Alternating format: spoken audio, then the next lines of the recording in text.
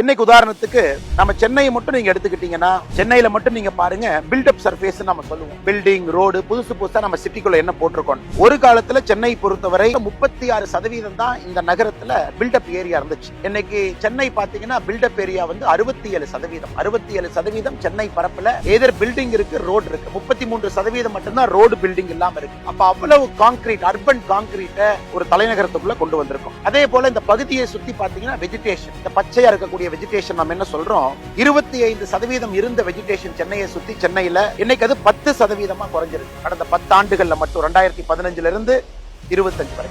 கண் முன்னாடி அர்பன் கான்கிரீட்ஸ் உயர்ந்துகிட்டு இருக்கு, கண் முன்னாடி வெஜிடேஷன் குறைஞ்சிட்டு இருக்கு. இன்னைக்கு குறிப்பா தலைநகரத்தில் இருக்கக்கூடியவங்களுக்கு நம்ம புரிந்து கொள்ள வேண்டும், தலைநகரம் ஒரு ஹார்ட் ஆஃப் அ ஸ்டேட். இன்னைக்கு இங்கேயே மக்கள் வசிக்க முடியாத நிலைமை ஏற்பட்டிருக்கு.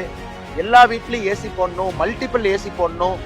ஏசினால குளோபல் வார்மிங். இது பாருங்க எவ்வளவு பெரிய சைக்கிளா திரும்ப திரும்ப சுத்துதுன்னு பாருங்க.